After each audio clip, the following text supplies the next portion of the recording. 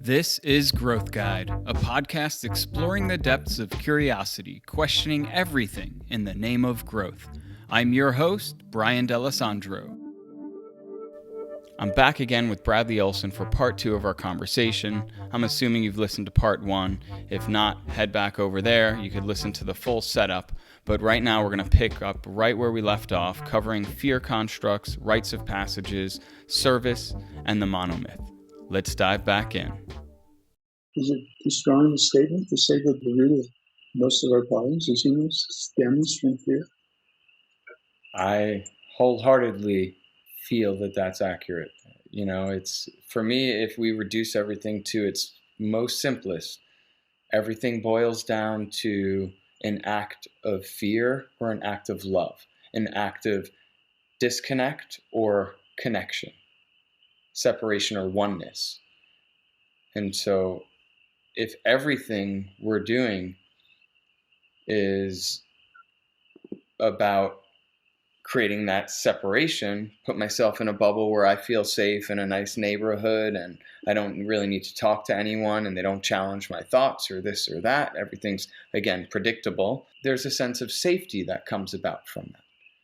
Yeah. But that's a very limited and like the reptilian brain kind of controlling the operation there. I think if we look at, if we put ourselves on our deathbed and we think back at our human experience, I've got to believe that it's about the connections that we've held. Those are the things that we remember. Those are the things that we feel, especially because I believe we're returning back to this oneness outside of the individual experience. And so it becomes so much clearer. Yeah, I don't think anybody ever lies on their deathbed wishing that they had a more diversified portfolio or a higher horsepower car in the garage. I think it does seem to be what the idea of death and dying does is really concentrates the mind in the sense of discovering what is important and meaningful in oneself. And it's already there, and it's usually in the realm of relationship. Yeah, I've been having this feeling that that's the way this pendulum is going to swing back, that we're going to enter into the age of relationship, moving away from the separatist lens, the Newtonian lens of, all right, how do we dissect and find the smallest parts and understand and control that and measure it, into the one of really recognizing the relationships between the parts that make up the whole. Yeah. Yeah, from your lips, I think that's going to be really hard because our political and economic theory tends to support this kind of extreme individualism. Mm-hmm. Yeah, it celebrates it. Yeah, there's going to be, I think, some unpleasantness as this begins to change. But I don't really see one ready. What we've created is not sustainable. It's not tenable, and it would be nice if we'd be less frightened about, thinking alternatively about how we live and how we work and how we, create community. Yeah, very well put. It's happening, whether we want it to or not, right? The systems that are in place are not serving in the way they did when they were first set up, and there are new needs, and that change is going to either happen gradually through intentional evolution, or it's going to happen because they cease to work and they start breaking down and a new one will emerge, hopefully one that is wielding these values.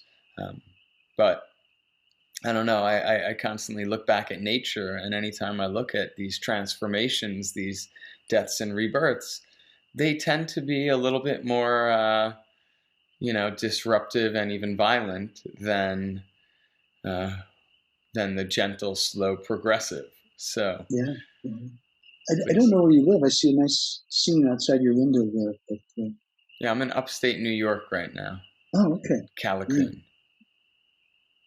One of my favorite places. My best friend lives in the Catskills. I live in Flagstaff. We have forest fires occasionally that are really frightening to experience, evacuation and things like that. We haven't had the kind of fires that California had a few years ago, but what you see is that out of that kind of death emerges life. And this seems to me to be true of all life. It's always emerging out of death. There's this inexhaustible quality of life, this incredible fecundity of life. And it does seem to be that there really isn't any such thing as that. Certainly there's transformation, there's change. And I suppose, from the ego perspective, that appears to be that. The attachment. Yeah. Because if we go down to the tenets of science, right? Energy cannot be created or destroyed, only transformed. Right.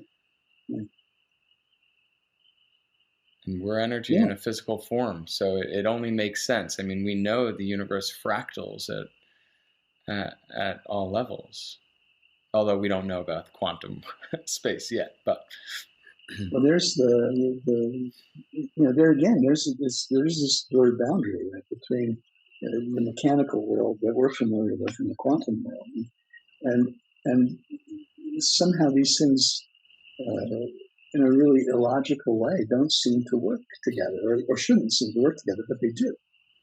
And again, I go back to the age of the relationship. I feel the quantum is very much about that deeper sense and power in relationship that can't always necessarily be quantified or measured in traditional terms. Right. Yeah, I think that Campbell is quite fond of Asian philosophies and psychologies and spiritual systems. And I think one of the reasons for that is the very thing that you just pointed out. Those systems see through and see beyond material fact. I think this is a reason why it's so popular, and it sort of gets combined into a kind of new age spiritualism that is some kind of a strange combination of Eastern and Western stuff. And Carl Jung himself was intrigued by Asian thinking and wrote about it in lots of places. He wrote introductions and prefaces to some of Richard Wilhelm's books about. I think the I Ching is one of them, and then The Secret of the Golden Flower, and so forth. And it's not so much about which system or which religion you adhere to. It's really about, do you take the psyche to be real or not? Because there are psychic facts that aren't the same thing as material facts. And in the psyche there is this, well, especially in Jung's system, when you get to the archetype of the self, the entirety of the human experience is contained by that archetype. Now, we can't be conscious fully of that archetype. We get intimations of it, or it erupts into consciousness periodically in small ways. We know so much more than we're aware that we know. Yeah, this brings up one for me that I just spoke about on the last episode with Monty Farber, who's an astrologer and psychic, and we got into the topic of intuition, and something that has seem to have been kind of cut off, like severed culturally, where we undervalue it. Yet it's such a primal and powerful tool for us to be able to sense our environment and our experience, and even in connecting with other humans, to be able to sense something beyond what is necessarily being said. Yeah, absolutely. I think intuition is sort of that, I don't know, I don't have a very precise definition, but it seems to me it's that psychic organ that is able to see around corners. And I think it's something that can be developed. Absolutely. We have lots and lots of ways of talking about that. We talk about gut feelings or hunches. Mm-hmm. The gut feeling one is an interesting one to me because of all the neurons that are on the gut floor. It seems to me to be another way of thinking. Well, and in the Vedic philosophies, there were the three minds: the brain, the heart, right, and the gut, the stomach. Yeah. I mean, it really is fascinating. You see this transformation in the Kundalini, right? In the chakra system, where up until the heart, you've got these chakras that are very much rooted in material experience. At the level of the heart, there's a transformation that takes place. The nature of the chakra isn't altered, but it's sort of spiritualized, and so you move up and you have this higher experience. Yeah, it's internal to external, where it becomes about the voice and expressing it outwardly, up into the pineal and the crown, where it's connecting with the larger whole. And by the way, what if we layer Maslow's hierarchy of needs over top that? It seems to relate very much the same way. This is the beauty of some of these systems. They can be completely unrelated in methodology, time, space, all that stuff. And yet they can overlap so nicely. Which comes back to Joseph Campbell's work, right? Looking at cultures that are geographically on opposite sides of the world, yet they share very distinct similarities in ideas and structures that they put in place. Yeah. Comparativism, it isn't the preferred way of thinking in the academy at present. And so Campbell gets a lot of criticism, I think, for being too general, for not being careful enough about individual differences or cultural differences, things like that. All that is well and good, but I've been a pretty careful reader of Campbell, and since we're doing this podcast now, which maybe we can talk about later, but yeah, please. A pretty careful listener now too for a while. I think he is, in fact, very careful about those things, and he does make the effort to make these distinctions, and he does acknowledge that if you're using this wide-angle view, you're going to overlook some detail. But there's always this trade-off, right? This is what critical theory has taught us beginning in 1980 with deconstructionism and postmodernism and all that stuff. It's that whatever you focus on, there's going to be data loss. And the text itself doesn't simply exist with the written page. There's things between the lines. There's things in the margins. There's all kinds of information to be taken. And so where you focus, you'll necessarily lose information other places. And I think in his own way, he's pretty aware of that, and he does at least acknowledge it, if not address it in some places. Yeah, it's a tough one. It seems there's some different threads there, for sure. When we focus on the forest or the trees, and when we're looking at one or the other, everything changes. We're also living in a very sensitive time, and I don't know if this drives any of the foundation's motivations, but we're living in very sensitive times of how we're honoring cultures and how we're acknowledging and really being very careful. I think there's a level of kind of walking on eggshells, which I get. It's a moment in time where we're trying to heal and to acknowledge and to find reparation. So it's a complex one. Yeah, it is very complex. And Campbell is one of those figures you can employ in lots of ways, to various ends. Many people, say outright Campbell is the guru. If you go to the Joseph Campbell Foundation Facebook page, you'll see this kind of response to Campbell. I think that Campbell himself was non-political, and he was very much devoted to the idea of art as the primary expression of human. He thought that artists shouldn't get involved in politics. And you see this where he'll lecture on Thomas Mann, for instance, the German novelist. Because Thomas Mann got very involved politically, especially in the 1930s with the rise of National Socialism, and began speaking out. Ultimately, he had to leave Germany. I think initially went to Switzerland and then came to the United States, where he lived for 10 or 15 years, something like that.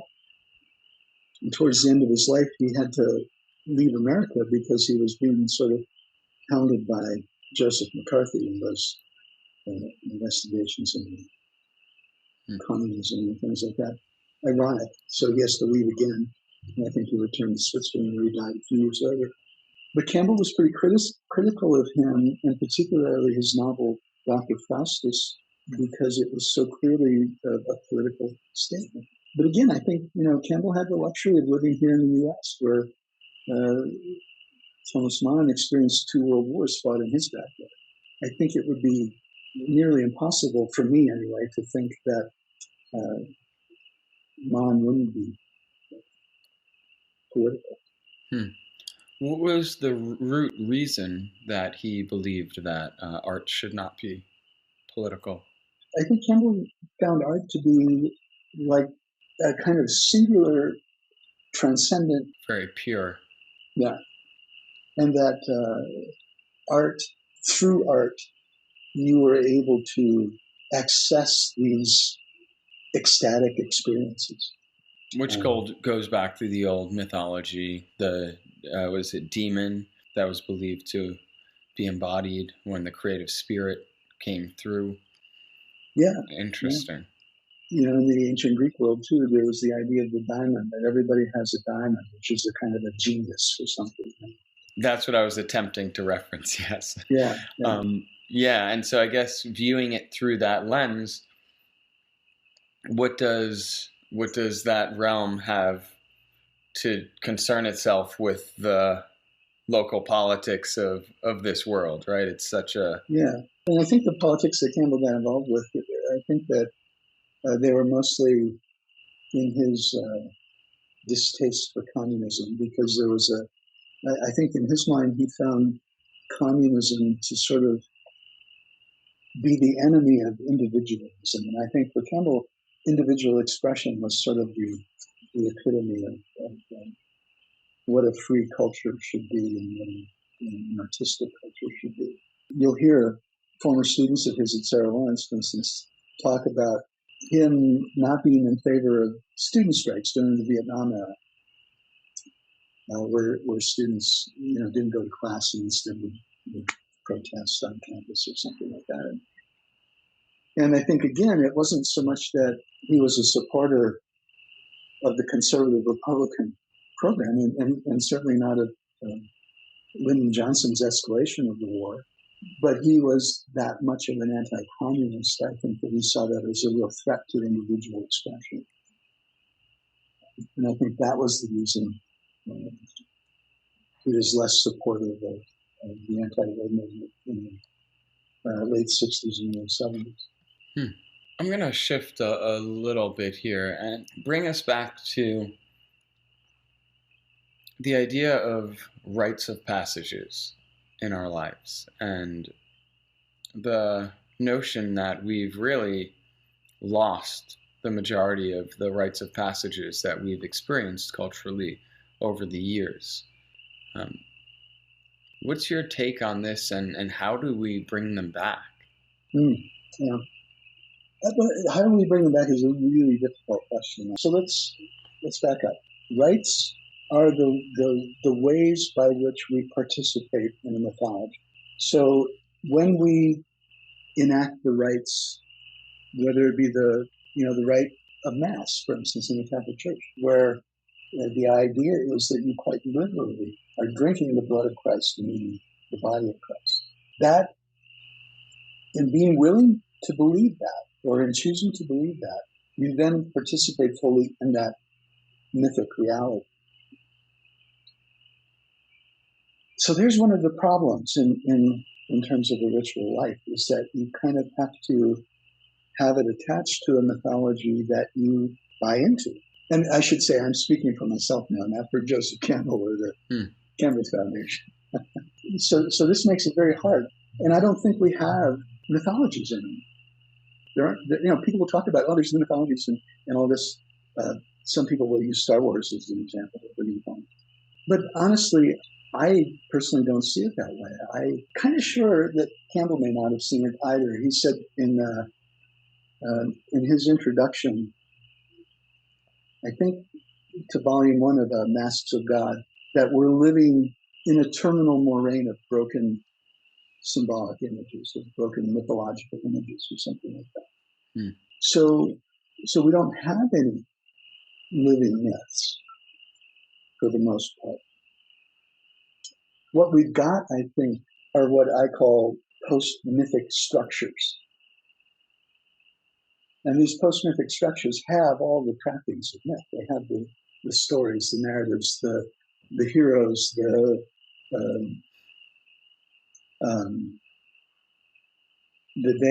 Deus ex machina, the gods, the saints, all that stuff.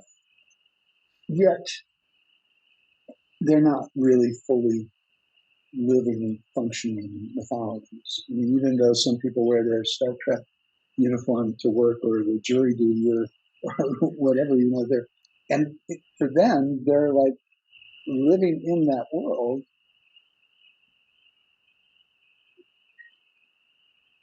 I just don't know if it's possible anymore to have living mythologies. Is there just too much diversity of thought and lifestyle? And yeah, it takes a very long time for a myth to evolve. And I don't think we live with time in that way. Interesting. Wow. So the disposable culture that we live in, to a degree, right? Just the shelf life of anything is so short and getting shorter and shorter. That's a really interesting observation. Yeah. And so I think we go to these post-mythic structures because it's comforting. They're not really offering us the kind of nourishment that maybe a 15th century Catholic would have got from the church. It's more like, maybe comfort food or fast food for us. Kind of goes back to what you said before about we can't agree on anything. And when we look at the role of our religious structures, I mean, it's a very powerful tool for organizing large amounts of humans, especially when we're in agreement that we are in service to something larger than ourselves. But when we can't agree upon that, that definitely creates a pretty chaotic scenario. Yeah, and in the West, people are leaving church-based religions, in droves. The numbers continue to plummet, and still, there does seem to be like a religious impulse that's built in to the human psyche. We want to have the experience of awe. Mm-hmm. We want to have the experience of the sublime. And I think that, so we keep getting pulled back to the old myths for that reason. And they give us some, at least they're having the conversation about, what happens after physical death, where, in the secular world, we're not really having that conversation very well, I don't think. I think we could do better with that conversation than we do. Yeah, and how do we organize it in a way that it can exist beyond just a short conversation, and how it could evolve into these myths. It's really interesting. I mean, I find this fascinating. It also reminded me of, did you come across the book, The Immortality Key by Brian Morasco? It's a wonderful read, and it basically chronicles throughout our religious history a common use of a psychotropic imbibement or a sacrament that allows them to achieve dying before you die. And this was seen as the key to immortality, to recognize that by dying and leaving your ego construct, leaving your physical body, that you return to this experience of being part of something so much greater. Mm-hmm. Mm-hmm. Well, in fact, in ancient Greece, there was a mystery cult based in Eleusis, which is just up the road from Athens. Which is where he goes. What would happen, right? Yeah, he references this in big ways. Yeah, and there does seem to be some evidence that I've heard about. Archaeologists may have found hallucinogenics in some of those ancient craters of vases, urns, vats, yeah. that were there on site. But what would happen is they would go into this telestrion, which was submerged and utterly dark. And they would have the experience then of the goddess Demeter, particularly, and her daughter Persephone, who the old myths tell us was abducted by Hades and taken to the underworld, where eventually she becomes the queen of the underworld. And the arrangement is made, that she can spend a part of the year in the upper world with her mother, and then the rest of the year in the underworld with her husband or consort, or whatever we want to call him. So she has something to do with this business of life and death and dying but not dying and all of that kind of thing. And so this is the mystery. And many ancient writers, like Herodotus even, discusses, after going through this initiatory experience, they've lost the fear of death. Mm-hmm. It was a very powerful experience. And we see in modern iterations where the clinical work around using psilocybin for terminal patients in helping them to, again, feel comfortable with transitioning. It's really interesting that this, as our religious structures are kind of crumbling, there seems to be a big connection for different generations to this plant kingdom and finding these ways to experience such an event.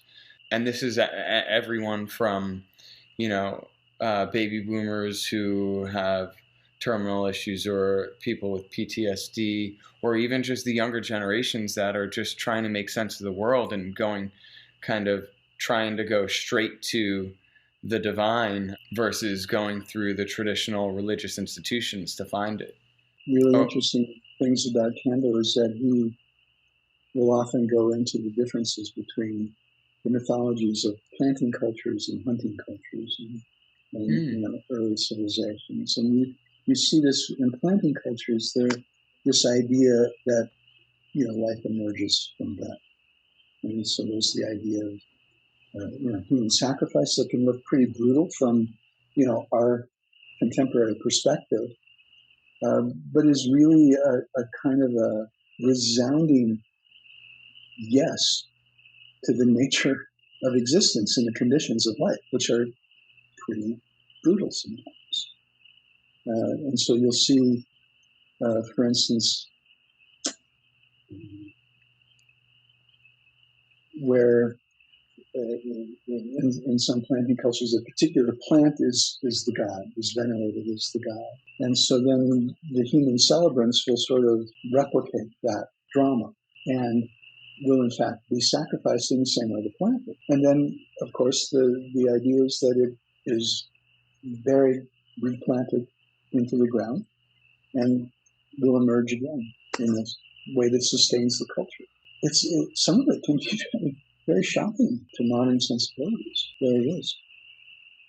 As soon as civilization arises, you start to see complaints about the difficulty of living.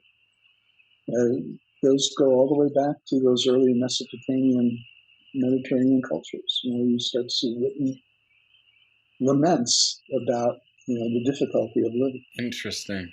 And yeah, it's easy to idealize different times and to look back and romance it, but I think there are very few people, if they really understood the realities of living in another time versus our current time, they would hands down pick this time. This fallacy, this logical fallacy of historicism, right, is a real problem. It's really hard. I can't emphasize enough how difficult it is to imagine what it would be like this Neolithic existence. I just think it's impossible to even imagine. Yeah, it's a wild one to try to put ourselves into. And then the migrations of Homo sapiens, 20,000 years ago, coming across the Bering Land Bridge and all of that stuff, and moving into the Americas. It's extraordinary to contemplate, and that date keeps getting moved back farther and farther and farther. Yeah, that's the interesting thing with our history of this planet. We really keep on learning more and more, and it seems that civilizations were in existence for longer than we had previously thought. It's pretty wild times. Yeah, and then, I don't know about you, but I have the experience of, like, for instance, the cave paintings in Chauvet, or recently there was some discovered in Colombia, this valley, this miles-long rock wall covered with these Neolithic paintings, and going back, I think some of the dates were even as early as 14,000 years. It's just mind-boggling. But in Chauvet in France, those go back 40,000 years. And you see perspective. You see this really beautiful art. And I can't help but think there's not that much difference between the way that we understand the world as human beings now and the way human beings did then. Yeah, it's the world has gotten more complex, and who knows, in some ways it might even be harder to really see clearly through it now versus back then, because there's so much on the glass, that we're looking through. But who knows? I don't know. I tend to think it was probably just as difficult then. I think because the same consciousness, the same mind that created an atlatl created the iPhone. Yeah. And I think technology is relative, and fire and spear points and things like that were the latest technology at some point in time, and I think was probably as befuddling as our current technology is.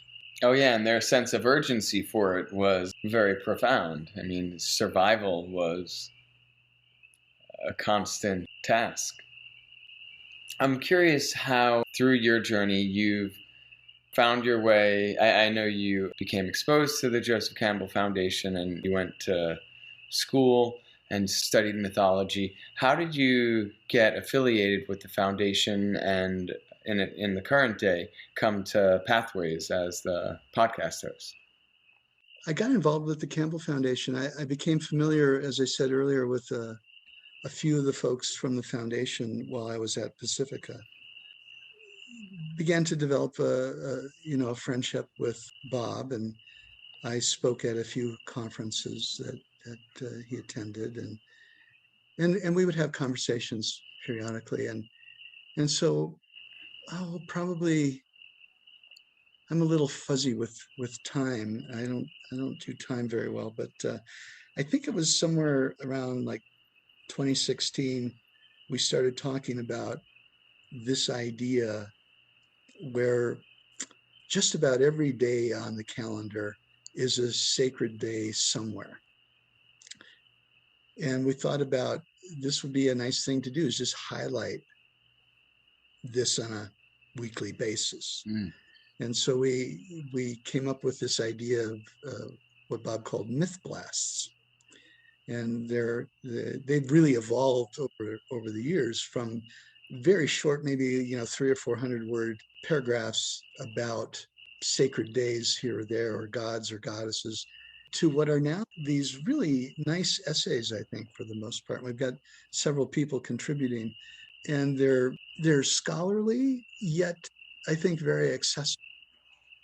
They're not written for other scholars. They're written for curious, educated lay people.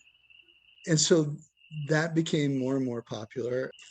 I started doing more of those. After a year or so, I became the editor of the series, and we brought more writers on board.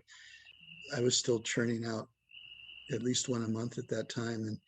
And we've gotten to the point now where we've got this variety of writers who are different backgrounds, different geographic locations. One of the MythBlast writers lives in Lithuania, another in Brazil. They come from all over the US. And so it's really this diverse group. It's just been a delight to see this thing grow and become what it is. And we were talking one day in one of our meetings a couple of years ago. We've got this archived audio of Campbell that we'll just never get through. We're never going to be able to publish it all. Let's do a podcast with it. And we decided that we'd put it together in such a way that we'd have an hour or an hour and a half of Campbell lecturing, and then I would introduce the lecture, and then I'd make some commentary afterwards. Commentary about maybe clarification on some point, or maybe there was some interesting rabbit hole that appeared and he didn't go down it, so I will, and which is what I really enjoy about this podcast, by the way. Is an incredible amount of freedom to pursue some of these really interesting things that I get curious about that Campbell may only mention in passing. It's been, I think, pretty successful, and we've got a team that works really well. I record the audio, I send it off to Seth Balin, one of our sound guys, and he cleans it all up, and so it's really a really fun collaboration with people that I really enjoy talking with and hanging out with. And kind of so fitting that for Joseph Campbell's work, you're collaborating with people all around the world and using our modern technology to be able to weave that together. It just feels like a great modern interpretation. To say, Bob Walter really was kind of visionary in this. He started the foundation, I think it was 1993. And not too long after that, they had a website. And jcf.org, which is the Joseph Campbell Foundation webpage, is one of the first 500 web pages to exist. One of the first 500 things to exist. It's really remarkable, and it was, like, I think, incredibly visionary on his part. Bob has always sort of been that way. He was Campbell's editor and friend for the last 12 or 13 years of Campbell's life, and it's been such a treat to have that single degree of separation between myself and Campbell. And if I have a question, I can talk to Bob and say, hey, what would have been going through his mind when he says something like this? Or did he ever, he seems always, to go back to your issue of fear, Campbell always seemed to me to be fearless.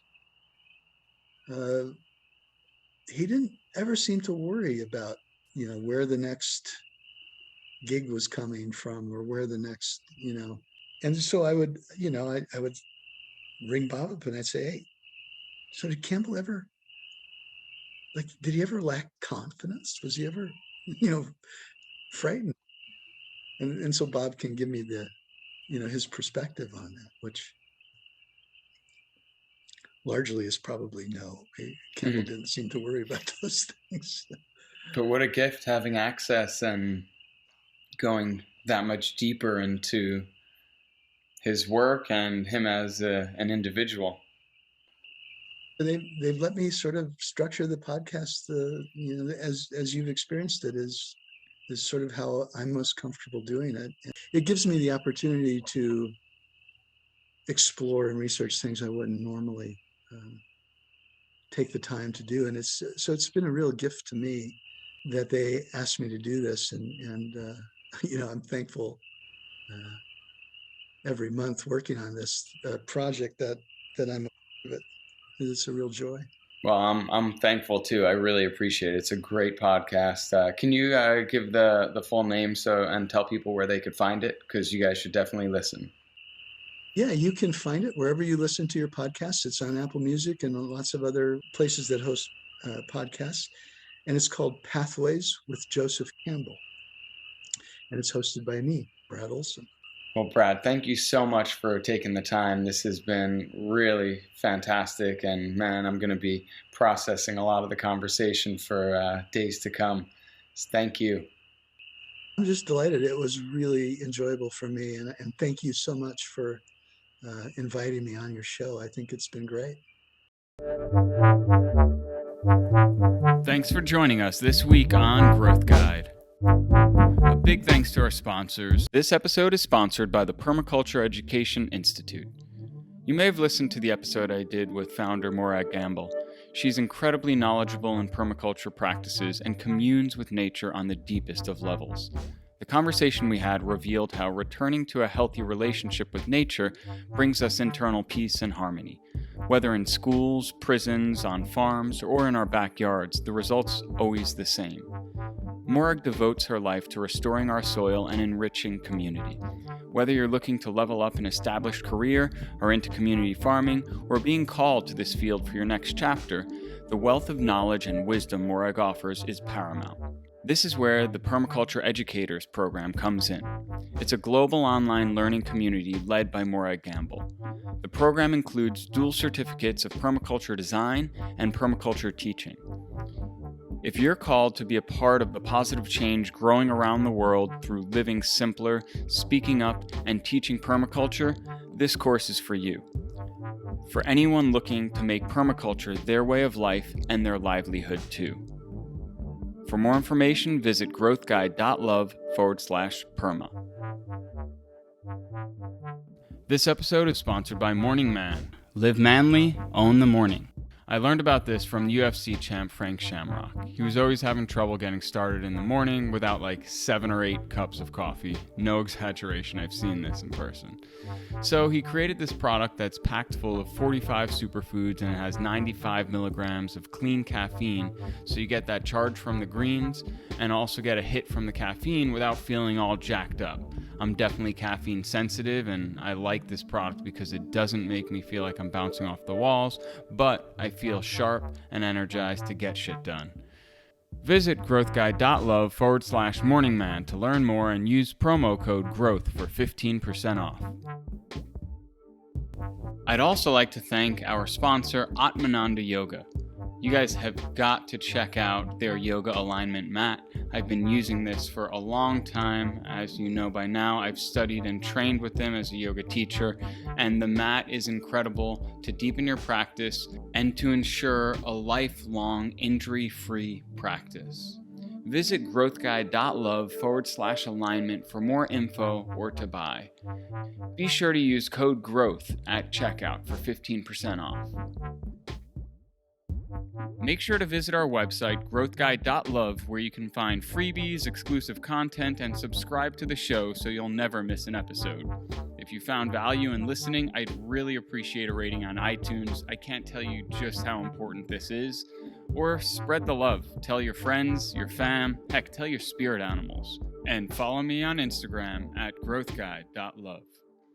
Be sure to tune in next week for our newest episode.